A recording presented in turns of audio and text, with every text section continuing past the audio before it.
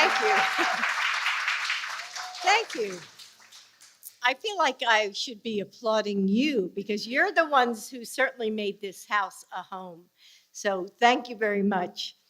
You know, we all have our own traditions that make the holidays special. And whether it's decorating the trees together, which I'm sure so many of you are familiar with, or watching your favorite Christmas movie, you know, the annual photo by the fireplace, or fishing out that faded butter-stained recipe that takes you right back to baking with your grandma when you were just a little kid. So I'm sure that we all have a lot of those memories.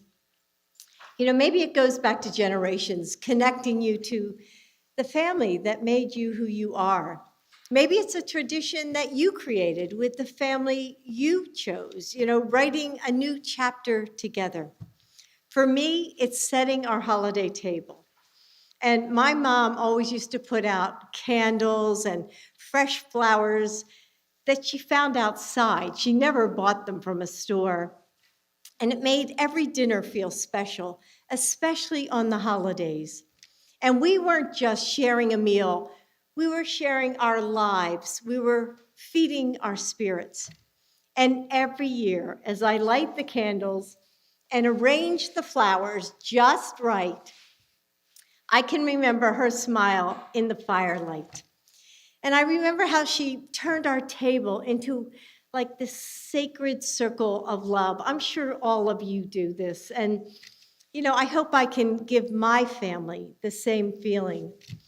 And this season may look a little different for each of us. You know, the ways we celebrate, the prayers that we pray, the custom that defines these days, you know, they're all so as varied as we find the people who make up this country.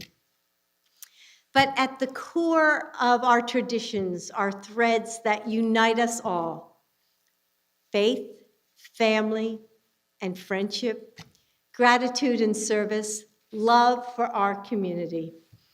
And when it gets difficult, when the pandemic keeps us apart, like I know how tough this year has been, when we struggle to get by, or we feel like the weight of our lives is just too heavy to carry, these constants remind us that we are not alone.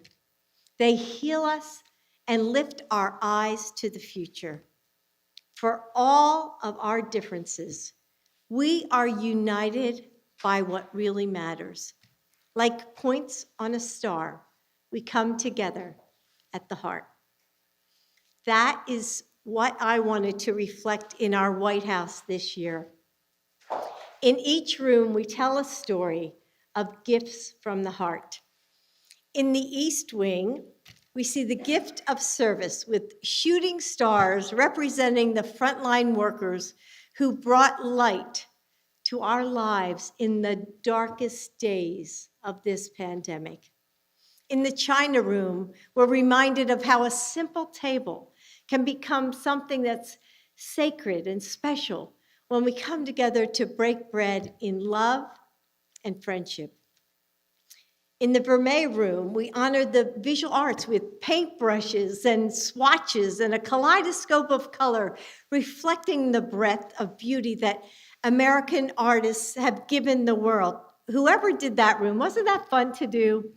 And in the library, we see the gift of learning with butterflies of text, reminding us that with education, and I love all the teachers in here who help with this because you all told me, I'm a teacher.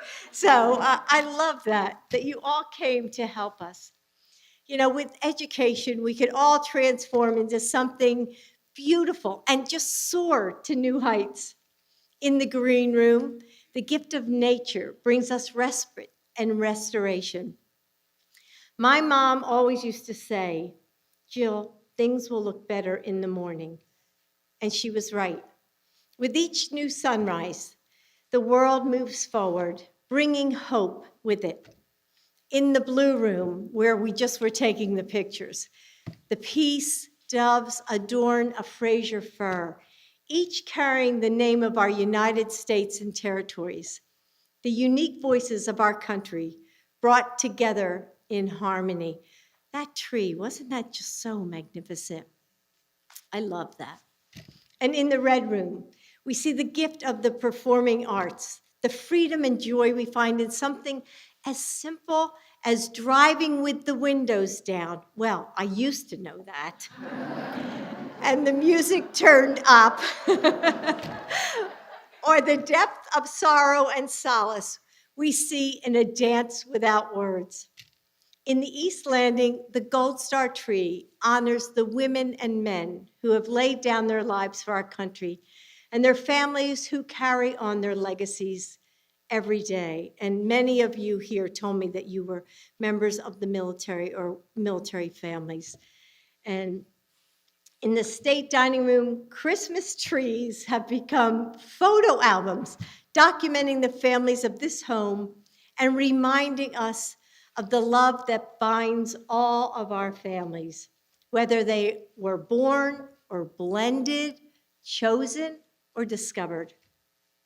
In the grand foyer, floating candles remind us that though we may worship or pray differently, the light of faith and community shines for us all.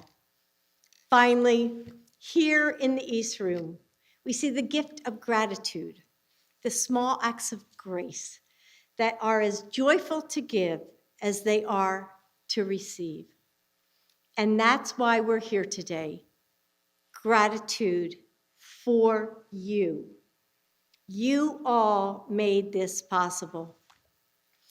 Thank you for everything you've done. In the Christmas story, the Magi traveled from afar, each bearing unique and precious gifts. They didn't know their destination, but they held onto their faith and followed a divine star. There are still challenges ahead for our nation. There will be moments when the answers seem unclear, but we have a guiding light as well.